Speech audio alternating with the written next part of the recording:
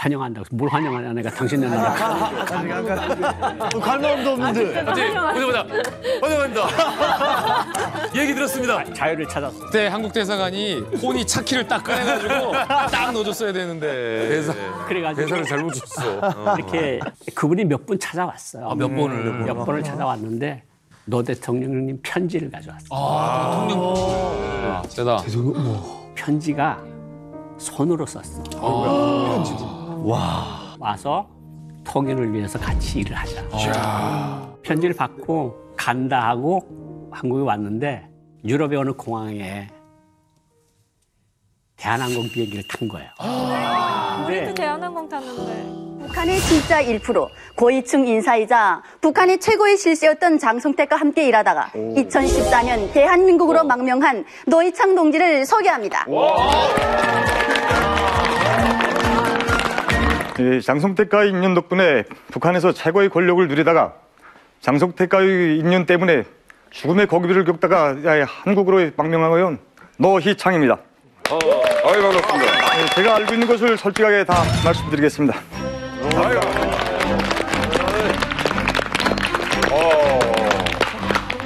야, 그럼 장성택.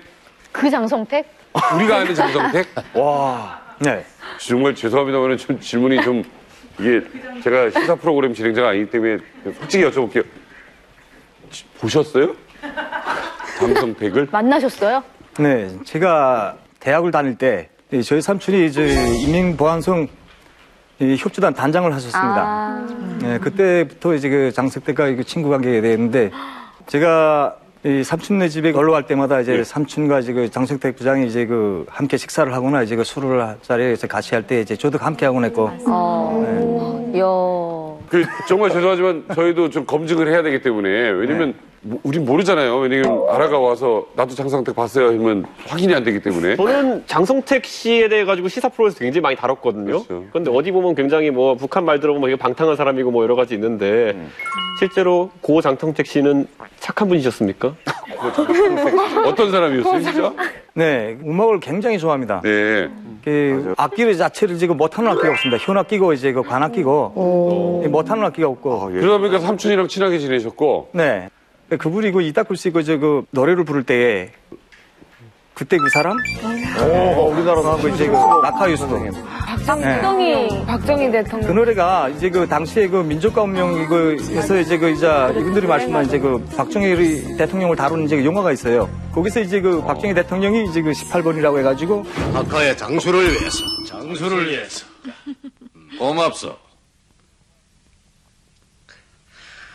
아가씨들, 각각께서 좋아하시는 노래나 부르라고. 그때 그 사람. 비가 오면 생각나는 그 사람. 그때 그 사람하고 이제 라카이수를 이제 부르는 거를 이제 그 기하로 해서 저희 이제 북한에서도 이제 일로 이제 18번이라고 네, 그렇게 이제 불러왔습니다. 이제. 남측 노래라서 싫어하지 않았을까요?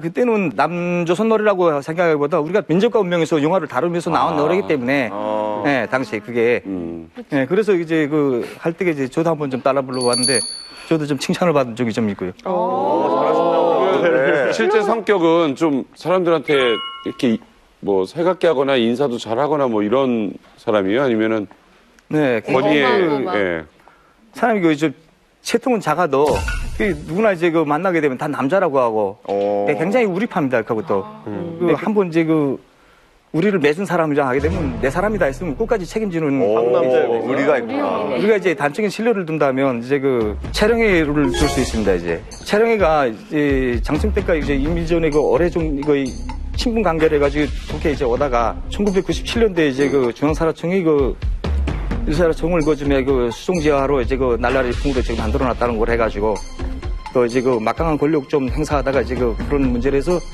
이제 좌천됐던 그런 적이 있습니다. 그때 장성택이 김정일에게 좀 살려달라고 계속 여러 번 수차에 해가지고 해서 자강도 낭림에서 이제 혁명화를 겪다가 이제 평양 남방연구소 조업당 비서를 거쳐서 중앙당 이제 현재 근로단체 비서 2인자까지 불릴 정도로까지 이제 올라가게 된 거. 2014년에 오셨다고 했잖아요. 네.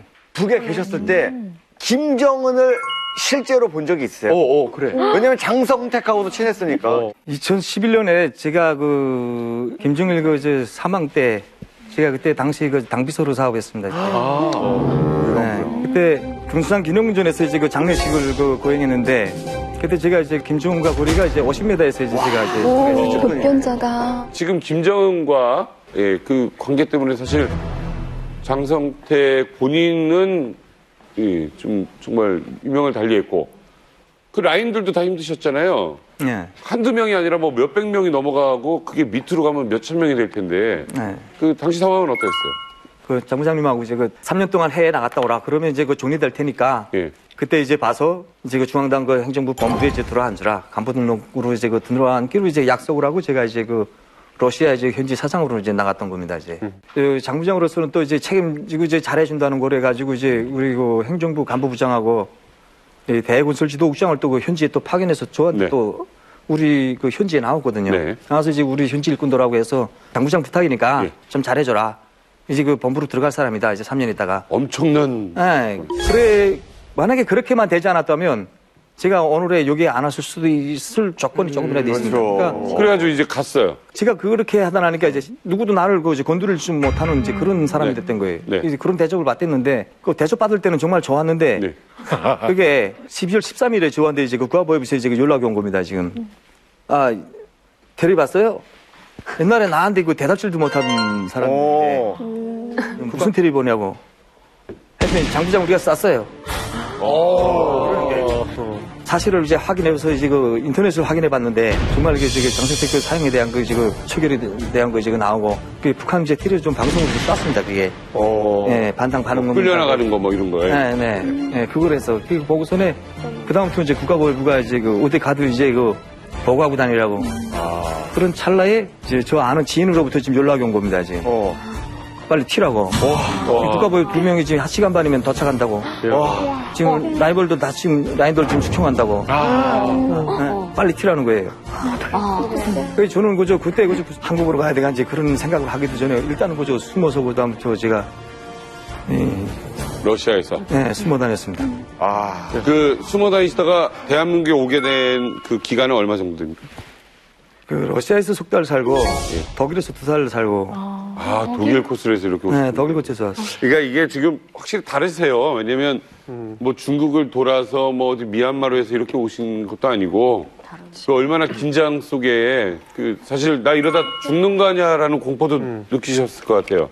네, 제가 그 공항에서 이제 제가 이제 그 출국하려고 하게 되면 이제 증명서를 이제 들이밀었는데 당시에 이제 그 저희 그 사진이 그 이제 수배가 이제 그 사진이 걸려 있었어요. 그 담당 그 출국 도장을 찍어주는 그 담당자가 이게 보다가 이제 그 찍질 않고 전화를 하는 겁니다. 그 사람이 이제 그 전화를 하니까 이제 그 공항 경찰이 이제 나타나고. 공항 경찰이 나타난다면 공항 경찰도 이제 그 저한테 말을 안 시켜요. 저를 그저 그 얼굴만 보면서 이렇게 감시를 할 뿐이지 눈으로 별일 없는 것처럼 하면서. 그런데 이제 전화했는데 그 국가안전위원회 경찰들이 또 이제 그 두 명이 또 내려왔거든요. 이제 그 조금만 더 있으면 이제 그 대사관으로 연결할지 이제 그 뭐를 찰란데 당시 돈 $1,000를 이제 주면서 나 전화 한 번만 좀 하게 해달라고. 저 형사국장인데다 전화 한 번 좀 해달라고. 나 이거 증명서 그 친구가 해준 거니까 전화 좀 한 번 해달라. 그래도 이 친구들은 확인을 해야 되니까 확인을 했던 거예요. 그 확인을 하는데 그 형사국장 그 목소리가 맞으니까 바로 전화를 연결을 안 해주고 넣고 그다음에 돈을 받고 도장을 박아주면서 나가라고. 그 순간이 40분이었습니다. 40분. 근데 저희 같은 경우는 이제 잡히게 되면 이제 자기가 자살해 죽는 게 낫지. 해외에서 이제 그 도망치는 사람들이라든가 이게 그런 사람들 경우에 이제 잡히게 되면 무조건 이거 두 관절을 꼽습니다. 생관절을 꼽고요.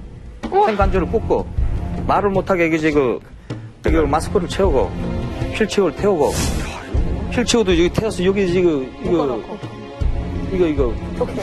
수갑을 다 채웁니다. 여기다 다 채우고 그랑 그 안내자에 따라서 이제 그 비행기까지 안내해 가서 들어가가지고 이거 구판 환자라고 하면 공항도 이제 그 긴급 상황이라 그게 이제 그 다 통과되거든요. 그 어느 나라나. 그러니까 환자처럼 위장을 한다는 거죠? 환자처럼 한다는 거죠. 시체로 나가려면 시체에 대한 그 검증이 있어야 되거든요. 아이고. 네, 그러니까 이제 사고를 못 하는 거니까 자체로 이제 다리를 꽂고 말을 못하게 해놓고 긴급 환자다 해가지고 선행거죠. 환자라 해가지고 이제 수송해서 나가는 거죠. 노희창 씨 오늘 사실 겪었던 거 지금 다 말씀하시자면 아마 3일 정도 걸려도 부족하실 겁니다. 지금 짧은 시간 동안 이렇게 말씀해 주셨는데요. 열렬히 환영합니다. 10년간 영국을 거점으로 활동했던 대공사는 북한 체제 선전의 최전방 공격수였습니다. 상당히 오랜 기간 준비하고 제가 한국에 왔거든요. 그래서 한국 땅에 발을 디뎌넣는 순간 나는 이제 노예에서 해방됐다. 나는 이제 노예에서 해방됐다. 이탈리아 주재 북한 고위 외교관이 망명을 타진 중인 것으로 확인됐습니다. 1등 서기관이지만 사실상 대사 역할을 해온 조성길 대사들이 그는 2달 전 공간을 이탈한 것으로 국가정보원이 파악했습니다. 나중에 이분은 좀 조용히 해주셨어요.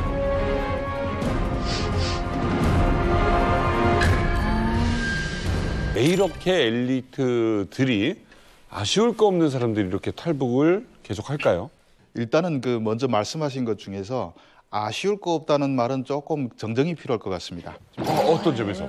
아니 뭐 잘 먹고 잘 산다고 해가지고 아쉬울 게 없는 건 아닙니다. 맞아요. 배부른 돼지라고 볼 수 있는 거죠. 네, 돼지가 뭐 뜸을만 먹고 삽니까? 사람이 좀 살다 보면 정신적으로 봤을 때 상당히 불안한, 높이 올라갈수록 불안해지지 않습니까? 그렇죠. 북한에서 유명한 말 있죠?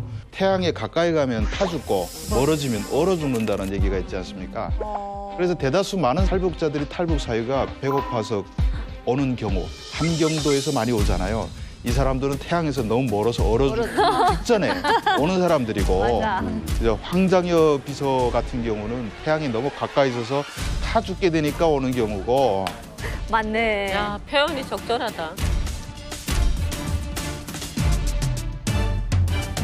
그러니까 우리가 볼 때는 아쉬울 거 없어 보이지만 막상 본인의 입장에서는 아쉬울 거 없는 게 아니다네. 그렇죠. 높이 올라갈수록 김씨 일가의 변덕에 자기 목숨을 맡겨야 되지 않습니까? 언제 기분 나빠서 저는 없애버리라고 그러면 죽잖아요. 자기만 죽습니까? 온 가족까지 다 죽게 되는 거죠. 그러네요. 불안하지. 그러니까 이런 사람들은 살면서도 늘 불안하게 살고 있습니다. 간부들이라고 다 편안한 거 아니에요. 오히려 더 불안합니다. 맞아요. 그러니까 기회가 있을 때마다 야 나도 뭐 나 자신을 위해서 목숨을 위해서 또는 내 자식을 위해서 많이 알 거 아닙니까 엘리트들은. 그러니까 내 자식들은 이런 세상에서 키우고 싶지 않다 뭐 이런 생각들이 있으니까 탈북을 결심하는 거죠. 근데 우리 금혁 씨는 어떻게 생각하세요? 엘리트들의 탈북 이유?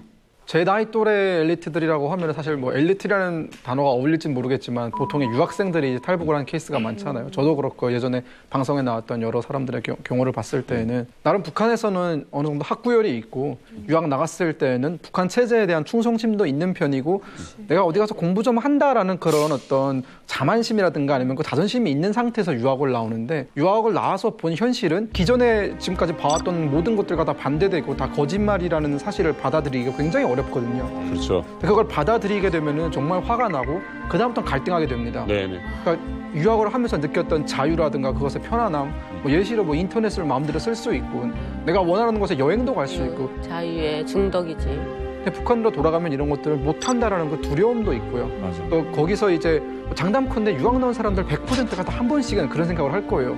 아 진짜 돌아가기 싫다. 거기서 이제 조금 더 결단을 내리는 사람들은 한국으로 가야겠다 혹은 제3국으로 가야겠다.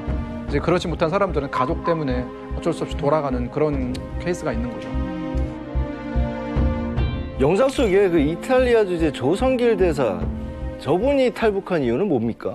조성길 대사가 탈북한 이유는 뭐 아직 확실하게 밝혀진 바가 없습니다만 그 외교관들 경우에는 누구나 다 진짜 그 체제를 위해서 충성하고 싶어 하진 않을 겁니다. 외국에 나오면 백문이 불여일견이라고 보면 다 알거든요. 그러니까 사상교육 아무리 들어도 그게 안 먹히는 거거든요. 그렇죠. 그런데 선뜻 떠나지 못해요.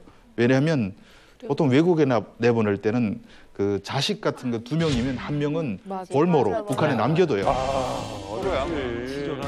그래서 조성길 대사의 경우도 딸이 북에 있는데 그럼에도 불구하고 떠날 때는 뭔가 피치 못할 뭐 사정이 있지 않았겠나. 얼마나 가슴이 찢어지겠어요. 제가 딸 둘인데 둘째 만약에 거기다 두고 간다면 얼마나 많은 고민을 했을까 싶어요. 바로 그걸 노리고 북한에서 그렇게 벌모 작전을 펴는 거죠.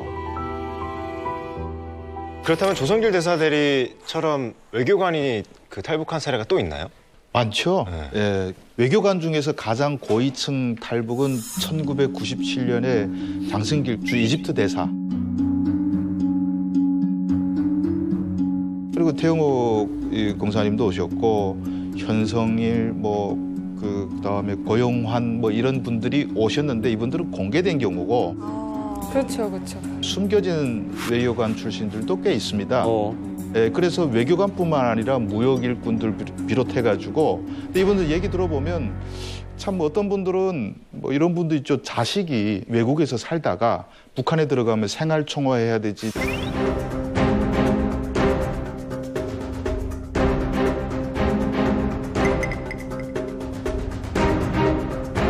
고역을 치러야 되는 겁니다. 그러니까 자식들이 가고 싶어 하잖아요. 나 가면 죽을 거야 막 이러니까 부모들이 고민하잖아요. 어떤 분은 왜 왔습니까 하니까 자식이 한국 영사관에 훌 들어가 버리네. 바람에 할 수 없이 따라오는 분들도 있고. 어떻게 다시 가겠어 외국에서. 네, 그렇죠. 살다가. 자식 놔두고 못 가잖아요. 그러니까 자식들 문제가 참 외교관들은 고민입니다. 엘리트들이 탈북을 한다는 거는 북한 체제에 어떤 변화가 생긴 게 아니냐라고 해서 전 세계가 또 주목하게 되는 계기가 되기도 합니다. 자, 추성화 기자님. 예. 북한 엘리트의 탈북이 북한 주민들에게도 영향이 있을까요? 황장엽 선생의 탈북 같은 경우에는 워낙 떠들썩한 사건이었고 북한에도 엄청난 충격을 줬던 사건이지만은 일반적인 외교관의 탈북, 태영호 공사의 탈북 같은 경우는 일반적인 주민들이 알기는 쉽지는 않습니다. 그렇지만 간부들은 알거든요. 외교부는 다 소문나고. 그리고 또 하나는 북한에도 한국 라디오 듣는 사람들이 참 많습니다. 네. 그래서 주민들한테 들어가게 되면 주민들이 그걸 보고 저런 사람도 가는구나 하고 사상적 동요하던 시대는 아마 한 10년 전쯤인 것 같고요. 네. 지금은 이제는 당연하게 북한에서 갈 수 있는 사람은 다 가야지. 저 사람 참 운도 좋다. 그렇지. 행운하다. 부럽다. 이런 마음이지. 그걸 보면서 이념적으로 저런 사람까지 간단 말이야 하던 세대는 이미 10년 전에 다 죽었어요. 이제는 그쵸. 나도 갔으면. 근데 어떻게 갈 수 있지? 딸이 부러워하는. 저도 라디오를 듣고 가야 되겠다고 확신을 들은 게 현실의 사람들이 정말 자유롭게 살 수 있다는 거를 직감하게 되더라고요. 그리고 또 탈북자 얘기가 나왔어요. 정말 탈북해서 다 자녀들 대학교 보내고 잘 살고 있다. 이거를 딱 들으니까 진짜로 우리도 탈북해서 한국에서 가면 잘 살 수 있구나를 딱 들으니까 희망감을 봐야 돼. 갈 수 있는 동기가 생기더라고요. 이 엘리트들의 탈북은 계속 이어질 것이다? 당연히 심정적으로 생각하면 아마 거의 90% 이상이 다 한국에 오고 싶겠죠. 그렇지만 여러 여건상 가족도 있고 그런데 최근에 와서 엘리트들이 탈북이 거의 스톱됐습니다. 차단되다시피 했어요. 왜 그러냐니까 이게 그만큼 또 감시가 강화돼가지고 국경을 완전히 폐쇄해버리다 보니까 북한에서 넘지 못하고 그리고 외교관으로 있다가 탈북한 경우에 북에 남은 가족에 대한 무자비한 처벌이 훨씬 더 강화되고 점점 도망친 사람 많아질까 봐 선제적으로 아주 압박과 처벌과 이런 걸 너무 강화해가지고 나오기가 진짜 쉽지 않습니다, 이제. 감옥이네, 감옥. 태영호 의원, 과거를 좀 들춰보도록 하겠습니다. 충성심이 얼마나 강하신 분이었는지. 엄청 빨겠어. 너무 궁금하다. 자, 버스 얼마나 빨겠는데.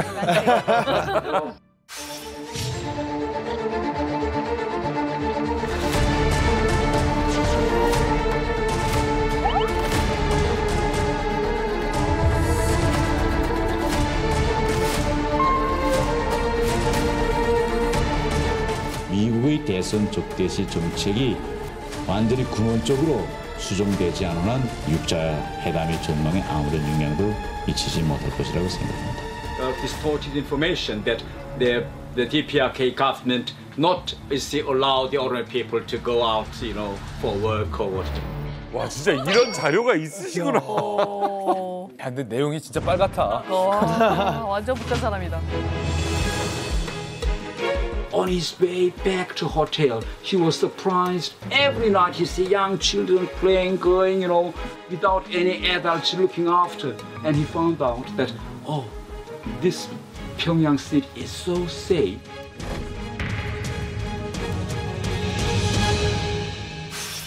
아니 정말 열심히 찬양을 하셨지만 네. 근데 이렇게 탈북을 또 하셨잖아요. 네. 이때 당시에 솔직하게 이제는 말할 수 있다. 네. 어떤 심정이셨는지 진심이셨습니까? 이제 저기서 본 저 모든 장면은요. 제가 영국 사람들 앞에서 하는 강연 장면입니다. 이제 그 뒤에 책 이름 있는 저것은 런던에 있는 큰 도서관에서 이제 청중들 앞에 놓고 하는데 저거는 꼭 찍어서 제축해서 유튜브에 올립니다. 그리고 그 강연 장소에 갈 때는 북한 외교관이 2명 혹은 3명 정도가 가서 제가 무슨 말을 하는지 체크하고요. 저게 올라가면 유튜브를 통해서 바로 이제 전 세계에 다 가기 때문에 쉽게 이야기하면 다 100% 연기한다 이렇게 보시면 됩니다. 아, 지금 저기서 우리 아이들은 자유롭다라고 하는데 그러면 일단 말하는 분도 자유롭다. 네. 제가 북한에서 살면서 그 부분이 제일 안쓰러웠던 것 같아요. 북한에서는 자기 감정에 설득할 수가 없잖아요. 말 한마디 잘못하면 큰 처벌을 받을 수 있기 때문에. 근데 제가 참 어리석구나 하고 느꼈던 적이 한 번 있었는데 남편이 거기서 세포 비서를 했으니까 그 대사관 아이들이고 어른이고 앉혀놓고 강연회를 하는데 김정은께 충성하자 내용은 이런 거죠. 근데 그 소리 쑥 듣고 보니까 제가 좀 화가 나더라고요. 집에서는 저런 말 안 하는데 나와서 막 열심히 일해서 그래서 제가 집에 들어왔을 때 그랬어요. 아니 당신 어떻게 그렇게 연극을 잘해? 그렇지. 네, 난 그렇게 이성적인 행동 못 하겠다 그랬거든요. 그리고 늘 제가 하는 말이 난 차라리 거짓말 할 바에는 입을 꼭 닫겠다고. 말 안 하고 말지. 네, 말 안 하면 안 했지. 근데 우리 남편이 그때 화를 내더라고요. 자기들 오죽하겠냐. 내가 이런 말 하고 싶어서 하겠냐고. 네, 그러더라고요. 제가 여 대목에서 이런 이야기를 들으면 한국 사람들 잘 이해를 못해요. 아니 어떻게 그렇게 연기한다고 이게 이해 못하는데 북한에 해외 나와 있는 북한 대사관은 어떤 구조인가면 대사관 안에서 서열 1위가 대사입니다. 그리고 서열 2위가 당비서예요. 그러니까 제가 이 2인자 두 번째 서열 2위이기 때문에 제가 당비서인데 매주 토요일만은 온 대사관의 직원들, 애들 다 강당홀에 모여놓고 당비서가 나가서 강연을 해야 돼요. 어떤 강연? 매주 토요일 날. 맞아요. 아침부터 9시부터 12시까지 하고 점심 식사 시간 2시간 지나고 2시간부터 또 토요 학습이라는 거 계속하고 하루 종일이요? 하루 종일 5시까지 하는데 이 집행을 누가 해야 되냐? 내가 합니다. 그리고 이번 토요일 날은 뭘 해라고 평양에서 번외합니다. 그러면 나는 우리는 모두 다 장군님의 청폭단 이런 제목으로 나오거든요. 그러니까 다 청폭탄 정신으로 강연해라. 그럼 내가 나가서 강연 안 할 수가 없잖아요. 그런데 이 강연 장소가 평양이면 듣는 사람도 다 받아들여요. 근데 런던 한복판에서 내가 앉혀놓고 이야기를 하는 거예요. 우리는 장군님의 청폭탄. 장군님은 명사수고, 명사청소년 명사수고 우리는 총을 당겼을 때 안에 들어간 탄알이다. 이런 이야기를 모아놓고 하니까 월화수목 금까지 영국 학교와 대학에 다니던 애들을 모아놓고 내가 이야기하면 애들이 받아들일까요? 다 이상하게 생각하는 거지. 그렇지만 난 해야 되니까 하는 겁니다. 그리고 집에 오면 우리 집 사람이 이제 이런 이야기. 야, 여보 제발 좀 그런 이야기는 안 할 수 없을까? 이해가 된다. 아니 이거 사람들이 당신을 어떻게 볼까? 그런데 나는 그것도 런던 한복판에서 아니 이거 안 하면 어떻게 해 이거? 그럼 당신 내 심정을 한번 이해해봐라. 그러면 우리 뭐 어떻게 하자는 거냐? 끌려가는데. 이런 이야기를 하는 거죠. 저는 요 대목에서 두 가지 사실에 깜짝 놀랐어요. 예. 첫 번째는 사실은 태용호 의원님은 의원 되기 전에 북한 외교관일 때 굉장히 새빨갛잖아요. 시뻘겋잖아요. 그래서 막 싸워요. 외교 무대에서 촌스럽고 말도 안 해 억지 주장하는데 그게 DNA인 줄 알았는데 그게 다 연기였다라는 사실. 그러니까 똑똑한 외교관들이 왜 국제 무대에서 북한 사람들은 왜 이렇게 싸우고 억지 부리나 했는데 그분들이 다 속으로는 알고도 연기하고 있었다는 사실. 두 번째는 아내분인 우리 오해선 씨가 사실 왜 이렇게 이중적으로 해 여보라고 집에서 구박했다는데 그러실 분이 아니다 라는 정보가 있거든요. 태용호보다 시뻘겋으면 더 시뻘겋어야 돼요. 왜냐하면 제가 오해선 씨 가문을 좀 조사를 해봤는데 조사 한번 들어갑시다. 예, 사실은 조사합시다. 더 빨간 분이거든요. 오해선 그녀의 실체.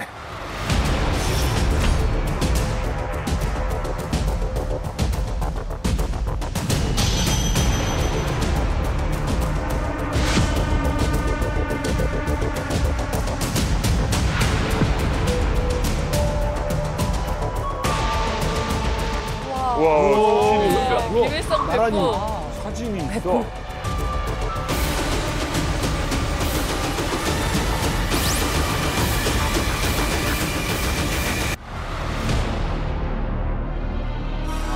아니 뭐야 다큐멘터리가 있네. 영화도 엄청 많아요. 2014년 그러니까 이게 최근까지도 이렇게 위대한 수령님께서는 이처럼 혁명성과 책임성이 남달리 높은 500명 동지를 언제나 굳게 믿으시고 어려운 엄청나죠. 겁을 맡기곤 하셨으니 그때마다 투사의 대답은 알았습니다. 오직이 한마디였습니다. 오늘도 우리의 뒷전에는 투사의 아들들에게 아버지의 대를 이어 당과 혁명에 충실해야 한다고 하시던 경애하는 장군님의 그 간곡한 교시가 쟁쟁이 울려옵니다.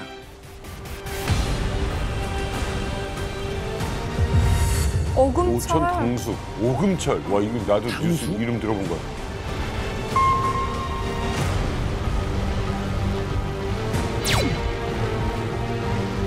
되게 행동이 자유롭다. 그 연기에서 나오는 행동이 아니신 것 원래 같아. 친한 것 같은 느낌.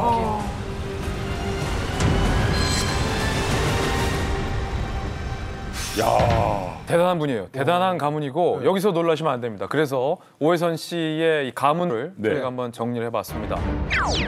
가장 주목해서 여러분께서 보셔야 될 것은 오해선 씨의 작은 할아버지인 오백룡입니다. 앞서 북한 매체에서 오백룡 동지로 불러요. 쉽게 말해서 북한 위인전에 나오는 분입니다. 어느 정도의 위인이냐면 빨치산 가문의 창립 멤버이자 김일성 주석과 함께 빨치산 항일 운동을 한 동지 관계예요. 그리고 밑에 이제 오금철과 오철산 이 두 분이 가계도에 등장을 합니다. 오금철은 인민군 총참모부 부총참모장이에요. 그리고 그 형제 오철산은 해군사령부 정치위원. 그러니까 오천 당숙이 북한 군의 공군과 해군을 꽉 쥐고 있는 실세 중의 실세다라고 보면 되겠습니다. 그리고 오해선 씨의 부친이죠. 아버지인 오기수는 북한군 고위 정치 장교를 양성하는 김일성 정치대학의 총장이에요, 총장. 총장이요? 총장. 나 정치대학 얘기 많이 들었는데요. 그러면 보세요. 가문적으로도 문화적으로도 혁명적으로도 정치적으로도 교육적으로도 군사적으로도 북한 내에 있어서의 모든 요직과 핵심을 쥐고 있는 어디를 봐도 새빨개, 어디를 봐도 새빨개. 그러니까 이 당에 대한 이 사상적인 배경이 철두철미한 가문에서 이제 이 귀하게 오해선 씨가 자리 잡아 있잖아요. 거기에 이제 태용호 의원이 업어탄 거죠, 이렇게. 올라탔죠. 그래서 장난 알가심. 태용호 의원은 그냥 이 가문에서 커리어는 부부 이거밖에 없습니다. 이렇게 되는 거예요. 맞아요. 사실은 넘사벽이죠. 넘사벽. 최 의원님 입장에서는 사모님인 오해선 씨는 넘사벽이에요. 이제 한국에 들어와 있는 분들 중에 출신 성분으로만 따지면 탑3 안에 듭니다. 그러니까 이한용을 제외하고는 지금 거의 제일 출신 성분이 세다라고 할 수 있는 분이에요. 완벽한 다이아몬드 수준입니다. 그럼 오해선 씨 스펙은 어떻게 될까요? 자, 먼저 우리나라로 치면 외고, 특목고와도 같은 평양 외국어학원 출신입니다. 그런데 외국어학원 중에서도 누구나 가고 싶어하는 영어과 출신이에요. 이건 우리 태영호 의원님과 동문입니다. 그리고 북한의 최고의 외대인 평양 외국어대학 영어과를 졸업했습니다. CC셨구나. 맞아요. 근데 동문을 들으면 느낌이 확 오실 거예요. 우리 이만갑에도 자주 나오시는 고영환 박사님. 동문이시고 그리고 이제 칼기 사건의 김현희 씨와도 동문. 진짜요? 네. 근데 사실 우리가 알고 있는 그 어마어마한 인사들이 동문들이 굉장히 많으시죠. 집안 자체도 어떻게 보면은 북한에 충성하는 정말 빨갛고도 빨간 이런 집안부터 그러셨는데 왜 탈북을 또 결심하셨는지도 궁금합니다. 이전에는 난 어렸을 적에는 정말 내가 특산한 줄 알았어요. 아빠 엄마처럼 내가 이제 이 충성, 김씨 일가에 충성하는 것이 내 운명이고, 그리고 이게 바로 애국심이다. 저는 이렇게 생각을 하고 자랐거든요. 당연히 그럴 것 같아요. 네. 근데 남편 따라서 외국에 나가면서 보니까 김씨 패밀리의 비리도 알게 되고, 내가 지금까지 자랑스럽게 생각했던 북한 사회 제도의 그 불이라든가, 문제점들을 알게 되면서. 이게 우리 부모님들이 원했던 세상이 아니로구나. 우리 부모님들은 이렇게 살았지만 나는 절대로 이렇게 살지 않으리라. 깨이는 거지. 네, 나는 충성하지 않으리라. 이런 게 저는 제 생활하면서부터 확 들어왔었던 것 같아요. 뭐야, 한쪽에서는 막 변화가 일어나고 뭐 동독이 망하네, 통일하네, 뭐 러시아가 어쩌냐 막 이러는데 조국에서는 뭐 소금도 없고 채소도 없다 그러니까 아니 뭐야 우리가 이게 지금 뭘 잘하는 건지 못하는 건지 이런 생각도 많이 들고 그때 그러니까 어떤 쪽은 막 사명감도 생기고 또 한쪽으로는 가족들 생각이 나지 한쪽은 사회주의는 망한 것 같지 그러니까 온갖 생각이 정말 밤에 되면 자리에 누워서는 별별 생각이 다 나는 거죠. 진짜. 그러니까 이제 그때쯤 되니까 또 이게 외교관들 동료가 있을 것 같으니까 89년, 90년 되면서 대사관들의 보위원들을 직접 파견하기 시작해요. 대놓고. 그래서 우리 있던 대사관인 이등석 기관이 왔는데 단땡땡이라고 왔는데 나는 세포비서입니다. 대사관의 세포비서, 당 세포비서. 당 세포비서. 세포비서한테 보위원이 조금 우습죠. 근데 보위원은 또 우리가 직통난이 있다고 또 뽑이고 그래 뭐 그러니까 이제 약간 왕따를 당시키는 그런 움직임이 있어. 보위원들은 약간 왕따를 시키는데 그러니까 이제 외화벌이 하자 뭐 이런 거 해서 뭐 조국에 바치고 뭐 나머지 조금 비용으로 쓰자 뭐 이런 식으로 계속 그런 거 당신하고는 안 한다. 이거 불법이다. 우리는 했거든요 사실은. 우리는 했는데 부역 참사관이 후에 저한테 그러는 거야. 아, 저 한성영 아저씨가 너를 죽이겠다 근다 한번 잘 봐라. 저 친구 당신에 대해서 독이 올랐다. 독이 올랐다고? 아, 독이 올랐다 그러더라고. 그래서 뭐 알았어. 근데 뭐 나야 뭐 수령님한테 뭐 모범적인 외교관이라고 칭찬까지 받은 사람이고 뭐 형도 조직 지도부에 있고 뭐 뭐가 떨려서 이런 배짱으로 좀 있었는데 저녁에 뭐 속보, 브레이킹 뉴스 막 가서 외교관들 다 앉아서 야 이거 뭐가 나오는 거야? 도대체 뭐 어디가 브레이킹 뉴스라는 거야? 근데 그때 엘레나 차우셰스카하고 니콜라이 차우셰스카 죽는 장면. 그게 프랑스 앙땡뒤에라는 텔레비전에서 제일 먼저 했어요. 텔레비 나왔죠. 그걸 봤는데 차우셰스카 총살 당하는 게 나오는 거야. 맞아요. 시신 나오죠. 그러니까 저런 거 우리나라에서 일어나면 안 되는데 이랬는데 요 말이 보이부가 어떻게 꼬아서 평양에 보고를 했는가 하면 고용한 왈 위대한 수령님도 니콜라이 차우셰스카처럼 될 수 있다고 발언함. 오다르고 조치 바람. 나는 걱정스러워서 저런 일이 우리나라에서 일어나면 안 되는데 했는데 요게 살짝 꼬면 그렇게 되는 거야. 그러니까 그렇게 본국으로 보고가 된 거예요. 그렇죠. 와. 이게 이모티콘 안 날리면 우리 카톡도 문제인데. 그러니까 물결이라도 좀 붙여야 되는데. 아, 이게 사실 어다르고 아다른 거거든요. 아, 이 정도 발언 어때요? 전직 보위부 직원으로. 고 박사님께서 말씀하신 정도면은 정치범 가야 되죠, 솔직히. 아, 그래요? 이 정도면 정치범 가야죠. 얄미워. 아니, 가야 되죠? 인정을 하셔야 되는 게 왜 그러냐면 인정을 하셔야 되는데. 솔직히 이 말을 옛날 직업관 나오시는 거야. 이 말을 이 북한에서 이제 보위부에 그리고 특히나 같이 대사관에 있던 보위원하고 좀 뭐 마찰이 트러블이 계셨잖아요. 그러면 이 실제 어떻게 써서 보내는가에 따라서 이게 좀 달라집니다. 내용이. 근데 이 정도로 말씀하셔서 북한에 만약 가셨다면은 정치범 지금 수용소에 가 계신 거예요. 아니 그래가지고 지금 그 우려하던 일이 발생을 했어요. 지금 그 보위부가 이제 메시지를 와전시켜가지고 보냈지 않습니까? 그래서 본국에서 지금 전보가 왔는데 당시 평양에서 콩고 현지로 왔던 전문이 이런 전문입니다. 콩고 주재 대사관 참사 고영화는 국제의회 동맹 제85차 평양 총회 안내 통역원으로 동원되게 되었다. 즉시 출발 준비시켜 3월 10일 전에 평양에 도착할 것. 이런 전문이 왔어요. 언뜻 듣기에는 뭐 승진 같기도 하고 애매한데? 국제의원연맹 회의 평양 총회가 5월 달에 진행이 되니 나를 통역으로 보내라. 뭐 용감스러운 일이니까 가야지. 그렇죠. 무슨 의미지 이게? 그래서 내가 아니 이제까지 국제회의를 할 때 무슨 정상들도 아닌데 평양에도 많은데 드글드글한데 왜 나를 부를까? 이런 생각을 응당했죠. 싸한 거네요, 분위기가. 싸한 거죠. 분위기가 싸한 거죠. 그리고 알았습니다. 준비를 할게요. 나오다 이제 무전수한테 야 어제 평양에서 전문 몇 개 왔어? 2개가 왔어요. 하나는 뭐야? 하나는 친전입니다. 친전이라는 건 대사만 보라는 정보가 친전이에요. 아, DM. 아, 그러니까 DM이지. 다이렉트 메시지. 그러니까 친전, 이게 친전으로는 나를 잡으라는 전문이 왔겠고. 더블 페이퍼네. 그러니까 나는 이제 이걸 어떻게 해야 되나 이걸 그때부터 이제 심각한 고민이 시작되는 거죠. 탈출을 결심하게 되나요? 아니면 뭐 차를 타고 일단 나오나요? 아니면? 그러니까 대사가 일단은 아에로플로트 가서 자리를 예약하라 했으니까 허락은 받은 거 아니에요. 비행기표 사러. 그래가지고 차를 끌고 나와가지고 제정신이 하나도 아니에요.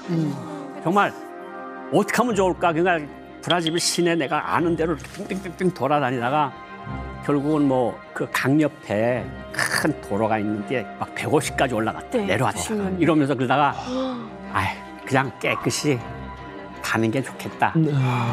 그래가지고 차를 세워놓고 강가에 나가서 죽으려고요? 죽으려고. 그리고 옷을 벗어서 상의를 벗어놓고 딱 가서 섰는데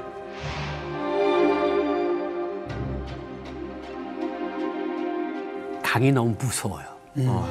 왜냐하면 거기에 강폭이 급격히 좁아지면서 두물머리 이렇게 막 그 큰 바위돌들이 많으면서 이게 막 정류가 치는 거기가 수도가 있는 데거든요. 그걸 보는데 저 말이 아플 것 같아 죽으면. 웃으면 안 되는데. 이게 발돌에 부딪히고 이러면서 너무 아프게 죽는 거야. 그래서 뒤로 두 발짝 왔어요. 그쵸, 잘하셨어요. 이거 옛날에 80년도에 스위스에 아따쉐로가 있었을 때 그 꿈꾸던 세상이 있지 않을까. 자유국가. 한번 내가 자유를 한번 뭐 그때 한국으로 오자는 소리는 아니고 그냥 그 자리에서 어쨌든 해서 그 자리는 피했어요. 그래서 죽진 않았어요. 그러면 이제 자 뒤로 뒷걸음질에 나왔어요. 이제 그 옷 벗어놓은 거는 그냥 뒀어요? 아니면 어떻게 해요? 옷을 벗어둔 거를 그냥 둬두고 거기에 내가 뭐 있다는 고용한이가 있었다는 게 뭐가 있어야 될 거 아니에요. 제가 대사관에서 비디오 가게 책임자야. 토요일 일요일마다 브루스리 영화를 아시죠? 그런 영화를 빌려오는 비디오 가게 책임자가 나야. 그 비디오 카드가 나한테 있어. 그걸 넣으면 고용한이가 여기서 죽은 줄 알겠구나. 그걸로 안 줘줘요. 강가에다 바로. 누가 볼만한 곳에. 볼만한 곳에. 양복 자켓하고 같이. 자 이제부터는 북한에서는 이제 고영한 박사님 찾으려고 눈에 불을 켰을 거예요. 네. 북한이 매뉴얼이 있습니다. 제가 매뉴얼을 외국 대사관에 한번 접한 적도 있는데 누구가 한 명이 행방불명이 됐다 그러면 제일 먼저 봉쇄하는 게 항구, 공항, 철도역. 전문가시잖아. 딱 그거 통하고 다른 한 팀은 온갖 숙소를 쥐기 시작합니다. 그러니까 여러 팀이 만들어지거든요. 저 잡으러 결국 한 20명이 모였는데 중간에는 보위원들, 평양에서 온 보위원들 해가지고 저놈들이 이제쯤이면 항구에 있을 거고 공항 막았을 거고 제일 중요한 거 소방대사관들은 이미 사람들이 가 있을 거다. 거기다가 아시아인이기 때문에 눈에도 잘 띄고. 눈에도 잘 띄고. 뭐 걔네를 또 그 안에 격술대표단이라고 외국단에서 오신 분들이니까 다 알겠지만 격술이라고 특수부대 훈련을 하는 사람들이 있거든요. 격술부대가 그때 한 3, 40명 와 있었는데 걔네들 풀면 걔네들한테 잡히면 뼈도 못 치려. 그냥 군견처럼 달려드는 거예요. 그러니까 차 끌고 다음 접선지가 가능한 다음에 제가 도망칠 수 있는 그런 것들을 한두 번씩은 생각해 두거든요. 평상시에 그걸 생각해 두셨던 그러니까 거예요? 평상시에 여기 무슨 일이 있으면 일로 가면 저쪽 나라로 옆 나라로 갈 수가 있는 거예요. 그러니까 가장 중요한 거는 그 나라를 빨리 떠나는 거예요. 그러니까 차를 가지고 아스팔트 길이 있는 데까지 갔다가 포장도로를 국경으로 가는 거군요. 국경 쪽으로 계속해서 그래서 가다가 차도 더 못 들어가는 데서 그냥 갔는데 걸어가요? 걸어도 갔죠. 걸어도 일정한 지역을 걸어갔고 기름이 다 떨어졌거든요. 내가 도망칠 생각을 그래도 그럴 줄 알았으면 기름이나 많이 채워. 그러니까 만땅을 채우고 갔어야지. 그렇지. 근데 돈은 한 100불 정도가 있었는데 이건 언제 내가 써야 될 수 있는 돈인지 모르잖아요. 아직까지 내가 목적지에 도착을 못했는데. 와, 토끼몰이 됐다. 그러니까 그냥 그래서 어쨌든 걸어도 가고 그래서 일정한 장소에 갔어요. 네. 어디요? 일정한 장소 어디입니까? 거기는 말 못하는데 어쨌든 갔습니다. 네, 거기 가서 배가 있어서 조금 돈을 주고 배를 타고 넘어갔어요. 딴 나라로. 딴 나라 넘어갔는데. 긴장돼. 그 항구는 안 막힌 거네. 그 항구는 북한 애들도 거기까지는 못 찾았어요. 모르는 항구가 있구나. 외진 곳에. 그러니까 그래서 말씀을 안 하시는 거구나. 북한의 레이더망이 안 들어오는 그런 항구를 머릿속에 계산하고. 그래서 어딘가를 갔어. 우리는 중동 및 아프리카에 관심이 많다. 그런데 우리 솔직히 동북아시아는 관심이 없다. 당신이 여기 있으면 시민권 주고 여권 주고 무슨 일을 시킬 수 있는데 당신이 생각하던 것처럼 그렇게 좋은 환경은 아니다. 그러면서 제의를 하는 거예요. 제의. 당신에 대해서 제일 관심을 가진 나라가 어딜까? 그거야 뭐 당연히 남조선하고 일본하고 미국쯤 되겠지. 그렇죠? 그렇지. 그 중에서 제일 좋은 나라가 어딜까? 말 통하는 남조선이 아닐까? 안기부터 안 간다. 안기 무서워서. 보이부 때문에 못 가고. 여자를 남자로 바꾸는 거에 이걸 보기 싫다. 아니 이걸 외교관님도 이렇게 알고 있을 정도니. 왜? 아니 일반 주민들도 다 말하잖아요. 안기부는 남자를 여자로 만들고 한다는 거를 일반 주민들도 하는데 외교관 분들도 알고 있었으니 한국 안기부에 대한 이미지가 북한에서 어떻겠습니까? 이미지가 그렇게 안 좋았어. 그렇다고 그 당시에 우리한테도 좋은 건 아니었죠. 어디에도 좋은 이미지가 아니었어요. 근데 이제 결국은 거기서 계속 있으면서 혹시 한국에 대해서 진지하게 생각해 볼 생각 없느냐? 좀 그러면 만나는 보겠다. 만나서 내가 판단을 하겠다. 한국 대사가 내 고위급 외교관이 왔어요. 공사라는 분이 왔는데 환영한다고. 뭘 환영하냐? 내가 당신네 나라. 갈 마음도 없는데. 보자. 환영합니다. 얘기 들었습니다. 자유를 찾았어. 그때 한국 대사관이 혼이 차키를 딱 꺼내가지고 딱 넣어줬어야 되는데. 그래가지고 대사를 잘못 줬어. 이렇게 그분이 몇 분 찾아왔어요. 몇 번을? 몇 번을 찾아왔는데 노 대통령님 편지를 가져왔어요. 대통령. 세다. 편지가 손으로 썼어. 와서 통일을 위해서 같이 일을 하자. 편지를 받고 간다 하고 한국에 왔는데 유럽의 어느 공항에 대한항공 비행기를 탄 거예요. 우리도 대한항공 탔는데. 근데 그 대한항공은 제가 외국 다니면서 많이 봤거든. 근데 북한 비행기보다 다 비행기 좋더라고. 그건 다 인정을 하는데 내가 칼기를 탈 줄은 꿈에도 생각 안 했어. 그렇죠. 정말. 진짜로. 비행기를 타는데 진짜 울컥하더라고. 진짜 울컥하고 들어오는데 저 밑에 보이는 게 서울입니다. 그런데 눈물이 쏟아지더라고. 진짜 붓빛이 쫙한데 그때 어떤 생각이 드는가 하면 왜 바닷가에 나가면 오징어 잡이 배들. 그래요. 켜지잖아요. 맞아요. 서울이라는 망망대에 떨어지는 하나의 미랄 같은 건데 내가 저기서 뭘 해 먹으면 뭘 하고 살까? 약간 막막했구나. 내가 진짜 이게 잘하는 걸까? 계속 고민을 하는 거야 지금. 지금까지도 이렇게 계속 타서.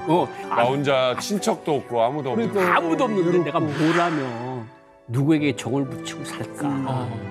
내가 좀 공부해서 유학 가려고 안 된대요. 왜 안 되냐고 안 말해줘요 아빠도. 그리고 이제 뭐 가학술 대학도 있어요 이제 평양에. 근데 거기도 좀 가고 싶어 하니까 안 된대요 또 그것도.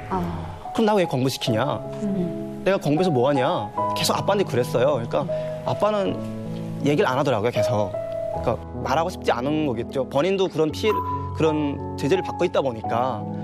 그래서 네가 이제 크면 다 알게 된다고 하더라고요. 그래서 저는 뭐 엄마가 이제 4살 때 헤어지고 엄마가 탈북을 했어요. 근데 엄마가 탈북을 하다 보니까 저한테는 모든 게 이제 다 장애물이 된 거죠. 그 사실을 몰랐고. 네, 이제 엄마가 4살 때 이제 저하고 헤어져서 이제 중국으로 탈북을 했는데 한국에 와 살더라고요. 네. 중국으로 가셨군요. 네, 중국으로 갔다가 이제 한국에 왔어요, 엄마는. 그 소식을 듣고 어땠어요? 저는 이제 대학교 졸업반 때 그걸 알았죠. 졸업반은 아니지만 한 3, 4학년 때 알았던 것 같아요. 그래서 이제 뭐 가고 싶지만 저는 평양에 살고 또 이제 감시도 있기 때문에 갈 수는 없잖아요. 정말 생각이 이제 막 크고 약간 남자로서의 어떤 기계도 생기고 그리고 뭐 운명적인 생각 그리고 나의 미래에 대한 생각을 막 하게 되다 보니까 이제 가야겠구나 하는 생각이 들었죠. 근데 그게 뭐 사실은 한국이 아니고 사실 중국으로 가려고 했어요. 그래서 탈북을 결심을 하고 이제 2014년에 한번 14년에 이제 한 차례 그리고 이제 2015년에 한 차례 네. 그렇게 이제 크게는 2차례였어요. 엄마가 보낸 사람 만나가지고 가야지 하고 생각을 했는데 제 항상 머릿속에는 이제 아빠가 있는 거예요. 이제 내가 가면 아빠가 어떻게 될까. 그러니까 북한에 있을 때는 정말 가고 싶어요. 현실이 공부할 시간이 없어요. 그냥 매일 그냥 뭐 일 시키고 뭐 정말 공부할 시간이 없다 보니까 그래서 이제 그때는 막 절박해가지고 정작 그 국경이 딱 가잖아요. 그러면 생각이 달라져요. 마음이 약해지고. 그렇지. 아, 내가 가서 뭐 그래도 적어도 북한보다 낫겠지. 그래도 기회는 있겠지. 근데 그래서 진짜 가고 싶었는데 아빠가 교수고 또 이제 내가 가면 당할 그 사람들, 피해를 입을 사람들이 생각이 드니까 그래서 정말 갔다가 항상 포기를 했어요. 그래서 이제 다시 이제 돌아오는 거죠. 400리길을. 네, 이제 덜하면 또 후회돼요. 아, 갔을 거라고. 그치. 아이고. 근데 아무튼 이제 겁나지. 네, 이제 아빠가 이제 2016년에 전부터 이제 저같이 신경을 쓴 거예요. 이제 자기 뭐 본인도 이제 교수인데 불구하고 대우도 잘 못 받고 발전도 못하고 승진도 못하고 하다 보니까 많은 스트레스가 쌓이고 이제 그런 게 합병이 딱 온 거예요. 아이고. 그래서 이제 2016년에 이제 뇌졸중이 와가지고 오셔가지고 이제 돌아가셨는데 아버지가 네. 그래서 젊으셨을 거 아니에요? 예, 아빠가 그러니까. 64년생이었거든요. 젊으셨구나. 너무 일찍 가셨다. 돌아가신 때 나이가 딱 49였어요. 49개를 넘기 힘들다고 그런 말 있잖아요. 맞아. 9곡이 넘기 힘들다는 그런 말 있잖아요.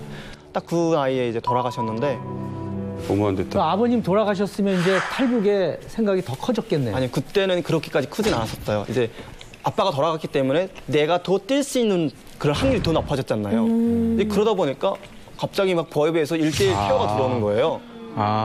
전에는 이제 아빠 있다 보니까 얘가 안 갈 거야라는 그런 게 있잖아요.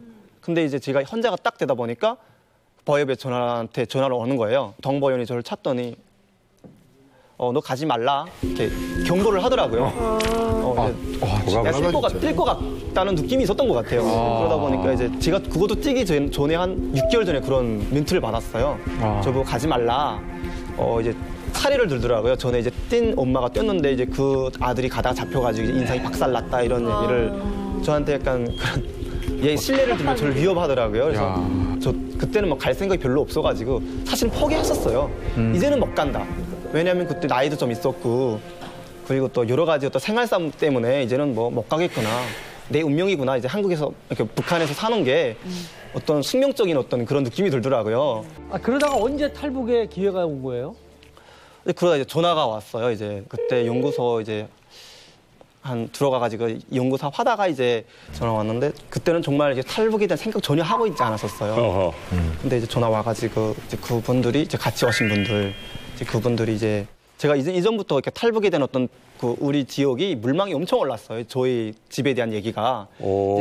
예, 유일하게 우리 그 구역에서는 탈북자 집안이 저희 가정이 하나였기 때문에 권일이라고 하면 모를 사람이 없고 저희 아빠 이름을 대면 모르는 사람이 없어요. 그 정도로 진짜 유명했거든요. 쟤네 엄마 뛰었대. 네. 그러다 보니까 이제 그러니까 건일이도 뛸 수도 있을 거야. 네. 그러니까 그런 신뢰가 저한테 온 거죠. 그런 얘기를 누구한테 얘기할 수가 없어요. 그런 위험천만한 얘기 했다가 제가 밀고 해버리면 어떡해요. 그럼. 그렇지만 또 저를 평소에 저에 대한 어떤 믿음도 있었겠죠. 대학교를 같이 다니다 보니까 선후배다 보니까. 형이에요? 네, 형이에요. 바다를 통해서 이제 남한으로 오셨는데 그 과정이 너무 궁금해. 그러니까 북한 어디에서부터 출발을 하셨던 거예요? 일단 뭐 바다로 가려면 그 원산에 가야 되잖아요. 근데 그치, 이제 평양 살잖아요. 원산이 원래 바다를 끼고 있는 연안 도시가 많지 않나. 이제 단천이라든가 이제 청진, 뭐 원산 많은데 저희는 이제 속전속결 하려고 원산에서 떠나면 바로 이제 최대한 빠른 곳. 네, 최대한 빠르게 가려고. 그래서 이제 평양, 원산, 울릉도 이렇게 잡았었거든요. 원래는 감각적인 어떤 계획은 울릉도. 야, 이거 대단한 계획이네. 계속 동쪽으로 가는 거죠. 그 군함이나 감시배 같은 건 없었어요? 봤죠. 어떻게. 근데 이제 단속을 하니까. 단속을 한대요. 뭐 듣건대는 단속을 뭐 뜯어먹으려고 온다. 네, 단속을 하는데 이제 저희 같은 경우는 이렇게 대낮에 떠나다 보니까 약간 좀 뭐랄까 저녁에 떠나면 더 이상하잖아요. 낮에 떠나. 대낮에 정말 좀 약간 대놓고 나갔구나. 좀 뻔뻔하게 진짜 떠났죠. 설마 가겠나. 신고도 안 하고 그냥. 네, 신고도 안 하고 그냥 뻔뻔하게 이제 뭐 당당하게. 네, 이제 배가 한 5km 정도 밖에서 보여요, 배가, 군함이. 군함이 보이는데 그냥 운이 나쁘면 잡히는 거고 아이고. 운이 좋으면 나가는 거야. 운이 진짜 좋았다. 내리고 나간 거죠. 설마 대낮에 저걸 지금 남한으로 가는 배가라는 아무도 생각 없었을 거야. 상상도 못 하겠는데. 그래서 정말 이제 그 위기가 진짜 많아요. 이제 저희는 다 모르는 변수잖아요. 갑자기 지금 바다에서 배에서 물이 새는 거예요. 배에서 물이 새는 거예요. 진짜. 아니 그게 이제 목선 작은 거 아니에요? 이제 출발했는데. 차면 금방 가라앉는데 그래서 어떻게 했어요? 원래 이제 이렇게 배에는 이제 물이 조금씩 들어오니까 이거는 당연한 거예요. 형이 얘기하는 게 배에 대해서 좀 일해봤으니까 이건 당연한 거야. 이런 배는 물 당연히 새. 그래서 그런가 보다 했죠 저는. 물을 어떻게 이제? 물이 들어오는 게 장난 아닌 거예요. 5분만 안 펴도 물이 이제 막 칼칼칼 나오는 거예요.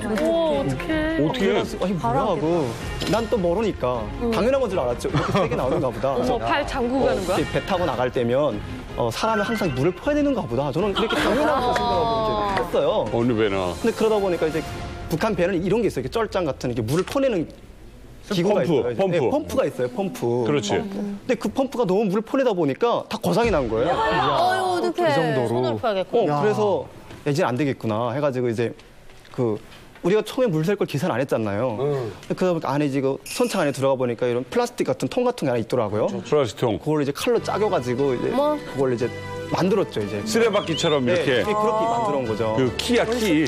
그냥 선자리에서 이렇게 푸는 물이 아니잖아요. 선창 안에 들어가서 이제 그걸 5분만 안 퍼도 이제 그 물이 잠겨가지고 발동기에 이제 닿아요. 발동기에 닿으면 이제 배가 고장이 나기 때문에. 어떡해. 뭐 거짓말이 아닌데 5분도 친 적이 없어요. 2박 3일 동안. 어머. 중간에 고친 게 아니라. 네. 2박 3일 동안 어떻게 고쳐? 강해? 난 뭘 고쳤다는 줄 알았어. 화장실도 없어가지고 거기서 먹고 그냥 그렇게 했어요. 진짜. 그냥 계속. 네, 계속. 밥 먹을 때. 근데 그냥 너무했다. 살아야 한다는 생각밖에 없으니까 제가 저만 가족이 아니잖아요.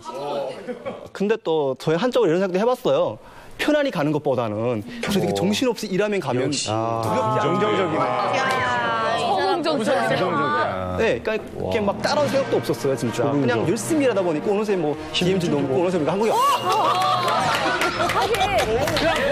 몇 방에 지금 한국에 왔어. 운전하고 간 사람은 조마조마하게 2박 3일 간 거고. 나는 이것만 보니까 살아있는 역사책이라고 해도 과언이 아닌 대한민국 1세대 철학자 김흥석 교수님을 모셨습니다.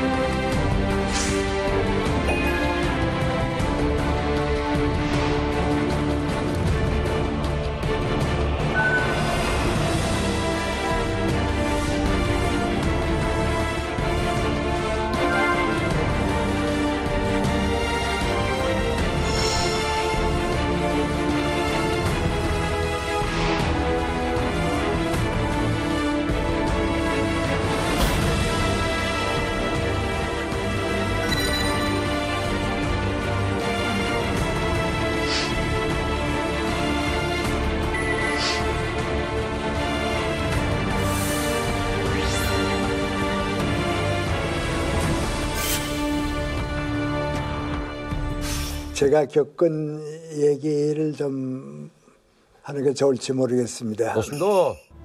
지금도 제일 그 가슴 아프게 생각하는 게 민구안이 아주 가까운 친구 두 사람이 있었어요. 나까지 셋인데 민족과 국가를 걱정하는 마음에 공통성이 있었고 그리고 또 기독교인으로서 이제 살아나는 이제 공통성이 있고 그랬는데 해방이 되고서 이제 평양 그 중심지 거리 이쪽을 걸어가고 있는데 저쪽에서 그 허갑이라고 하는 친구가 또 걸어오고 있었어요.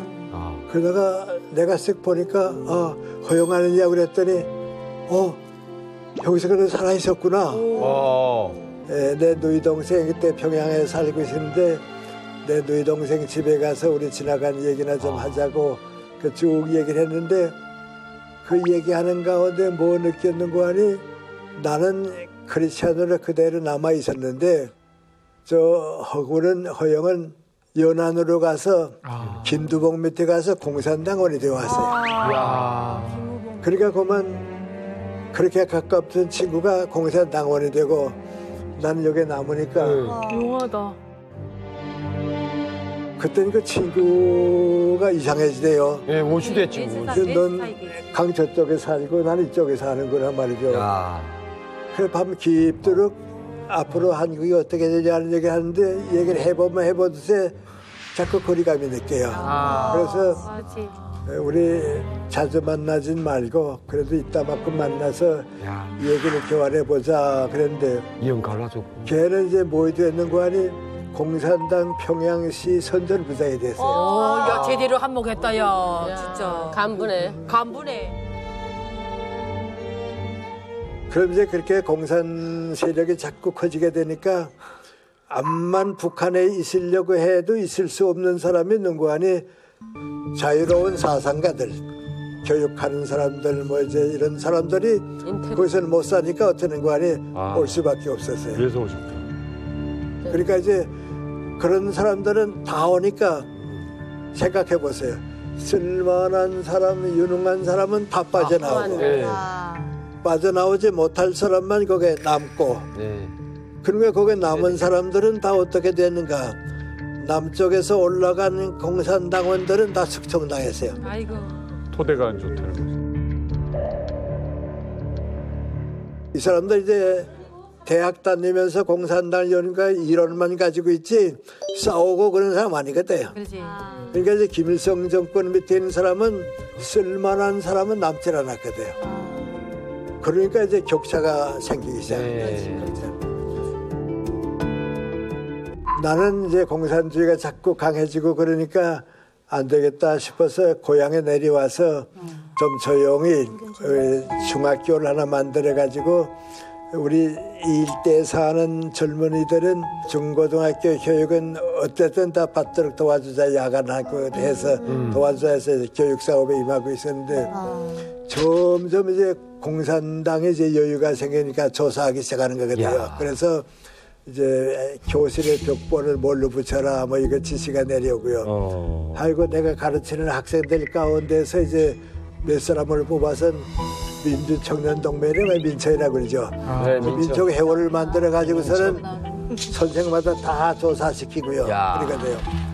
그러니까 내가 이제 교장으로 있었는데 암만 해도 이제 내가 여기 있을 수는 없고 아무래도 위험하니까 어떻게 되는가 하고 고민하고 있었어요. 고민하고 있는데 설립자 이사장이 날 찾아오더니 뭐라 하는 거 아니 김생도 짐작하겠지만은 이제는 우리 때는 다 지났다고 여기서 우리가 이렇게 자유롭게 교육할 때는 아니고 다 지났는데 38세 넘어가기를 결심했다고 그러니까 김생도 학교를 다른 사람한테 넘겨주고 38세 넘어오는 게 좋을 것 같다고 말이죠. 가는 게 좋을 것 같다고 마음의 준비하라고 말이죠. 그래서 암만 가까운 친구지만은 얘기는 못 하거든요.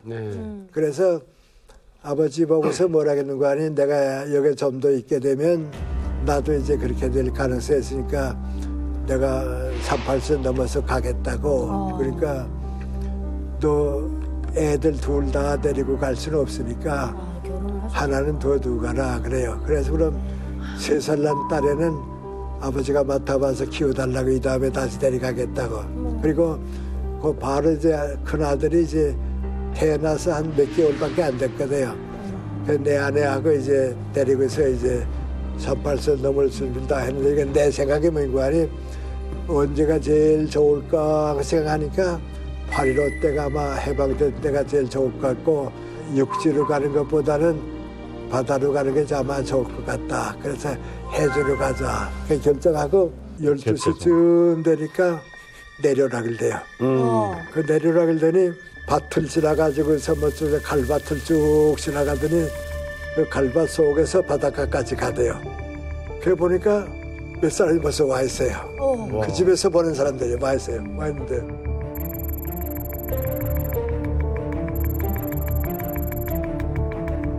가만히 보니까 이제 보안 사원들이 어떤 간에 100m 거리를 두고서 왔다 갔다 해요. 그래갖고 100m 거리에 이제 이쪽으로 갔을 때에 큰 배 옆에 숨어있던 고기 잡는 어선이 가만히 있다는 그 틈에 싹 와서는 몇 사람씩 가고 또 몇 사람씩 있는데 그래서 이제 거기서 기다리고 있는데 이제 잠깐만 배가 하나 오대요. 그러니까 빨리 타라고 말이죠. 그 다 타오고 내 아내까지 하고 내 어린애까지 이제 태워서 태우고 나니까 종원이 된 거죠. 그 나는 못하게 됐다고요. 그러니까 그 먼저 떠나고 내가 다음 빼가겠다고. 그래서 먼저 가고요. 그리고 아마 한 20분쯤 기다렸는가 봐요. 왔다 갔다 하는데 그때 또 배가 하나 오대요. 그래서 저걸 타고서 이제 갔어요. 가는데 이 사람이 얼마나 땀을 흘리면서 가더니 이제 바다 경계에서 넘어갔는가 봐요. 넘어가더니 푹싹 주저앉더니 이전 됐습니다. 그래. 아, 그렇지. 무사히 건넨. 그래서 이제 바닷속에서 이제 대한민국 만세도 부르고 자유 만세도 부르고 이제 거기서부터 이제 마음 놓고 쭉 가는데요. 지금도 인상 깊은 건 민국 안에 그 배 나르는 사람이 우리 보고 하는 말이 좋은 때가 오게 되면 우리를 데리러 한 번 더 오세요. 우리도 자유로운 나라로 가고 싶으니까 한 번 더 오세요. 그래서 고맙게 인사하고 이제 내렸거든요. 최근에도요, 거의 지금도요, 너무 고향에 가보고 싶어서 가면요, 내 친구도 빨개 됐죠, 며느리도 빨개 됐죠. 다 동네 사람들은 다 빨개 아니면 다 또 나갔죠.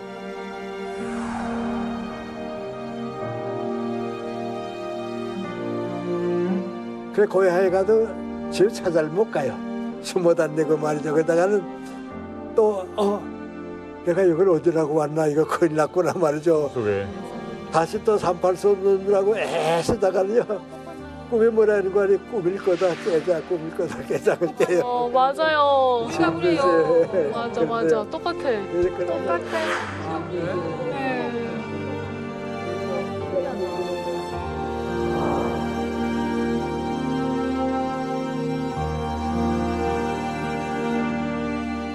북한은 지금 배신이 불신을 낳고 불신이 배신을 낳는 아주 끔찍한 악순환이 계속되고 있는데요. 네.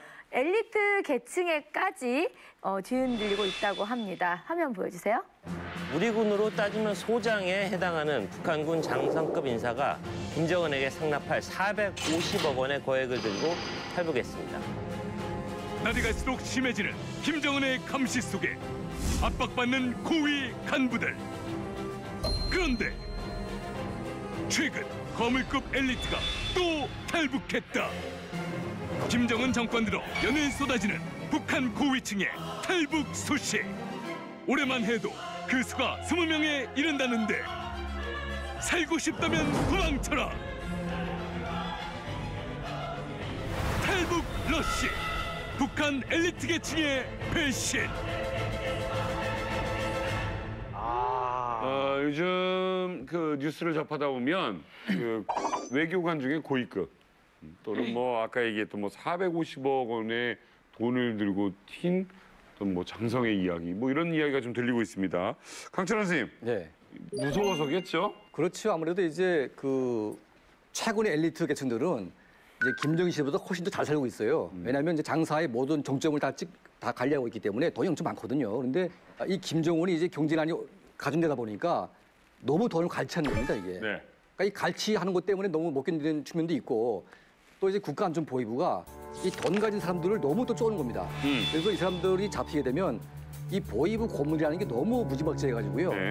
그 보위부 고문 받다 나온 사람을 보게 되면 꿈쩍해도 견딜 수가 없습니다. 그래서 일단은 보위부에 걸리는 순간 나는 죽기 때문에 무조건 튀자. 이렇게 지금 바뀌는 것 같아요. 그러니까 아마 김정은 시대에 와서 공포정치가 북에 달하다 보니까 이 공포정치와 보위부의 탄압이 맞물리면서 엘리트의 어떤 그 배신이 굉장히 늘어나고 있는 것 같습니다. 자, 지금 보니까 뭐 여러 사람이 탈북을 했지만 큰 유명한 사람들도 많이 있어요. 네, 그동안 아주 이만갑 여러분들이 알고 있는 역대급, 정말 역대급 엘리트가 나라를 배신한 역대급 탈북 사건 아는 거 있으신가요?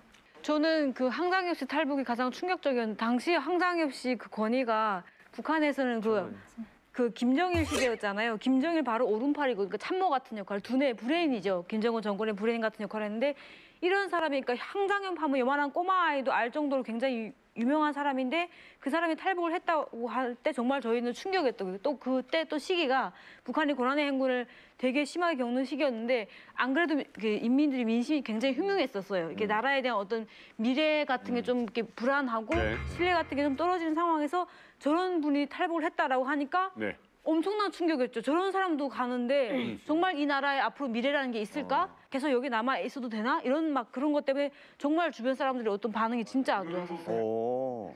예술인으로서 가장 큰 거물이 뛰었다면은 예전에 소프라노 가수인데요. 최혜욱 씨라고 있었어요. 인민 배우 칭호도 받고 혁명 가구 꽃 파는 처녀의 주인공이었고 남편이 장승길이라고 해서 이집트 대사를 하다가 미국으로 도망쳤거든요. 근데 이 사람들 때 되게 루머가 남편은 일단 뭐냐면 뭐 김정일의 비자금 관리를 하다가 뭔가 구멍을 내 가지고 어쩔 수 없이 뭔가 본국에 들어가게 되면 죽게 됐다. 뭐 이런 상황이었는데 그것 말고도 루머가 많았어요. 솔직히 그때 당시 최혜욱 씨 같은 가수는 미인이기도 하고 국보급 가수였거든요. 맞아. 근데 김정일이가 또 예술을 좋아하다 보니까 사실 그게 뭐 남편으로서는 장군님이 만약에 자기 와이프를 어찌어찌 한다 하면은 불안하잖아요.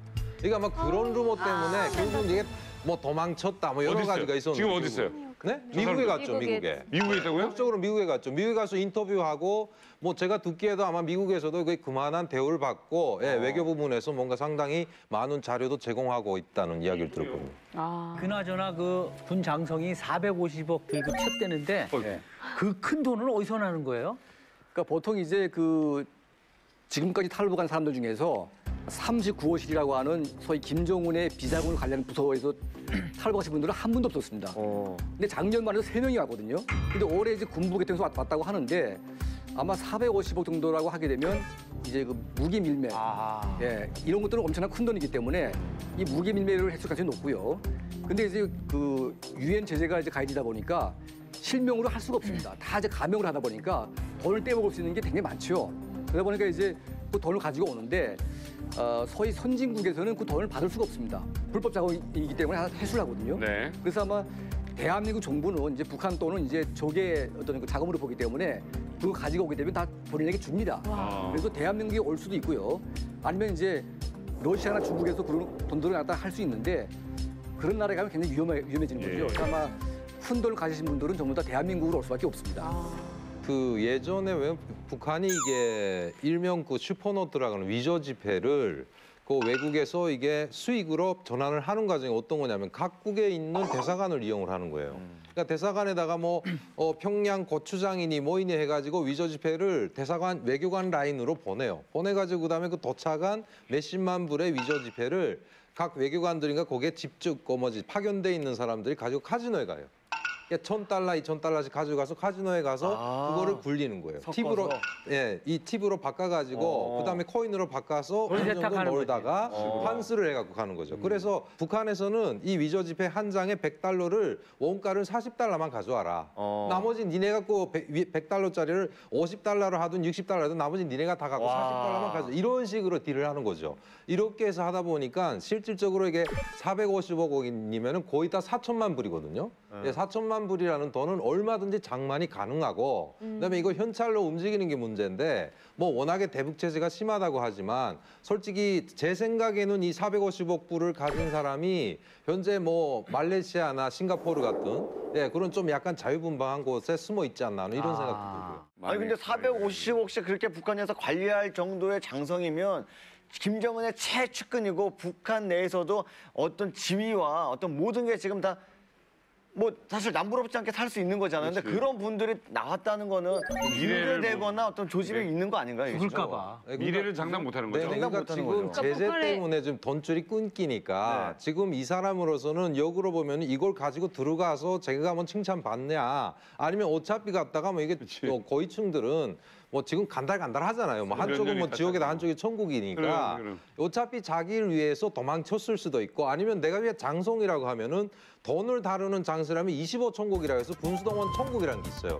여기가 전문 무기를 팔아먹는데 그 장성쯤엔 거기는 북에 있을 때도 기적군인이라고 해서 정말 이렇게 머리도 이렇게 멋지게 기르고 그다음에 향수 쭉쭉 뿌리면 다니던 군인들이 있어요. 요게 장성이라면 얼마든지 해외에 드나들 수 있기 때문에 뭔가 위험을 느꼈다거나 아니면 자기 자신의 안위를 위해서 도망쳤겠죠.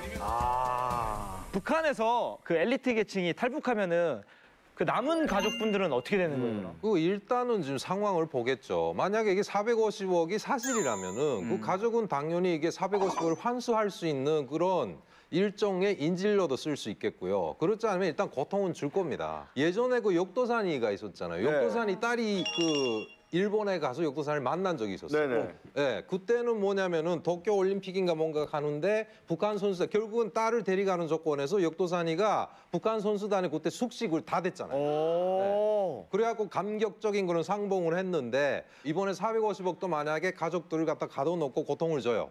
고통을 주다가 그다음에 김정은이가 툭 나타나서 니네 국가보위부 뭐라는 거냐 이렇게 하면 안 된다. 그래가지고 김정은이가 개별적으로 이 사람들을 살렸다가 하면은 감지 독재하겠죠. 그다음에 해서 야 우리 당의 돈을 이렇게 훔쳐갔는데 니네 아빠 미국에 가 있단다. 너 어떡할래? 내가 가서 아빠를 설득시킨다던가 뭔가 이런 식으로 희우기만을 할 수도 있고요. 아무튼 그냥 무사치는 못할 겁니다. 아니 근데 450억이란 큰 돈을 가져가면서 가족을 안 데려갔을까요? 먼저. 그거는 모르죠. 만약에 돈을 그 정도 돈을 가져간다고 하면은 가족을 돈을 가져가기 전에 가족을 안전하게 빼돌린다. 이거는 좀 상당히 저는 그 불가능해요? 힘든 작전. 그야말로 미션 임파서블이죠. 그러니까 아무리 힘이 있어도 가족 가운데 한 명은 인질로 평양에 놔두고 와야 됩니다. 그래서 가족끼리 온다고 해도 한 명은 북한에 분명히 있는 거죠. 그러니까 그럼에도 오는 경우는 뭐냐면 이제 자기 목숨이 위태롭기 때문에 탈북할 수밖에 없는 거죠. 네, 예전에 그 항장엽 비서는 다 아실 거예요. 알죠. 그분이 탈북했을 때 정말 온 나라가 들썩일 만큼 큰 소동이 일어났었고요. 그분의 뭐 7천, 8천 거의 10대까지 데려다가 수용소에 넣거나 아니면 사형을 했었어요. 근데 만약에 이분처럼 지금 오시는 분들이 유명하신 분들이잖아요. 아마 항장엽 씨 가족 못지않게 큰 벌을 받을 것 같아요. 평양에서 보면은 그 남편들이 만약에 한국으로 오는 탈북해서 오는 경향이 많잖아요. 네. 그러면은 국가에서 자연적으로 이혼을 시키게 해요. 네. 그러면은 특히나 이렇게 명문가의 자식이나 출신 성분이 좋고 하면은 이혼을 시키는데 이 자식들이 있잖아요. 그 자식들의 그 장래를 위해서 그 결혼을 일부러 해요. 해서 그 새 남편의 성으로 바꾸는 거예요. 그리고 또 특히나 그 힘이 없는 그런 집의 딸이라면은 평양에서 못 살고 지방으로 가는 사례가 많아요. 네.